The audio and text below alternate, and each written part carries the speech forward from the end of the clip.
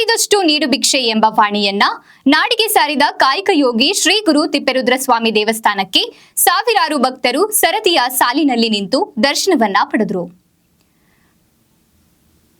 ಪಟ್ಟಣದಲ್ಲಿ ಒಳಮಠದ ಶ್ರೀ ಗುರು ತಿಪ್ಪೇರುದ್ರ ಸ್ವಾಮಿ ಶ್ರಾವಣ ಮಾಸದ 4ನೇ ಶುಭ ಸೋಮವಾರ ಸಾವಿರಾರು ಭಕ್ತರು ಸರತಿಯ ಸಾಲಿನಲ್ಲಿ ನಿಂತು ದರ್ಶನವನ್ನ ಪಡೆಯುವ ದೃಶ್ಯ ಕಂಡುಬಂತು. ಇದೇ ವೇಳೆ ಶ್ರೀ ಗುರು ತಿಪ್ಪೇರುದ್ರ ಸ್ವಾಮಿ ದೇವಸ್ಥಾನದ ಕಾರ್ಯನಿರ್ವಹಣಾಧಿಕಾರಿ ಎಚ್ ಗಂಗಾಧರಪ್ಪ ಮಾತನಾಡಿದರು. ಶ್ರೀ ಗುರು ತಿಪ್ಪೇರುದ್ರ ಸ್ವಾಮಿಯ ಆಶೀರ್ವಾದ ಪ್ರಯುಕ್ತ ಈ ದಿನ ಶ್ರಾವಣ ಮಾಸದ 4ನೇ ಸೋಮವಾರ ಇಲ್ಲಿ ವಿಪರೀತ ಜನ ಭಕ್ತಾದಿಗಳು ಸಾಲಿನ ಮೂಲಕ ವಿಶೇಷವಾಗಿ ಸಾಲಿನ ಮೂಲಕ ಶಾಂತ ರೀತಿಯಲ್ಲಿ ದರ್ಶನ ಮಾಡ್ಕೊಳ್ತಾ ಹೋಗ್ತಾ ಇದ್ದಾರೆ.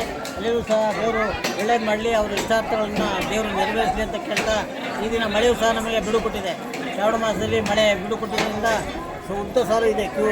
ಈ ಶ್ರಾವಣ ಮಾಸದ ಅತಿ ದೊಡ್ಡ ಸೋಮವಾರ ಇದ್ದಾಗಿದ್ದು, ಹಾಗೆ ವಿಶೇಷವಾಗಿ ಭಕ್ತರು ಇದ್ದಾರೆ. ಎಲ್ಲರೂ ಸಹ ದಾಸೋಹ ವ್ಯವಸ್ಥೆ ಇದೆ, ಕಲ್ಯಾಣ ಮಂಟಪದಲ್ಲಿ ದಾಸೋಹ ವ್ಯವಸ್ಥೆ ಇದೆ. ಎಲ್ಲ ಭಕ್ತರು ಕೂಡ ದಾಸೋಹ ವ್ಯವಸ್ಥೆ ಮಾಡಿಕೊಂಡು ನಮ್ಮ ದೇವರ ಆಶೀರ್ವಾದ ಪಡ್ಕೊಂಡು ವಿಶೇಷ ಅಭಿಷೇಕ ಈಗ ತಾನೇ ಮುಗಿದಿದೆ.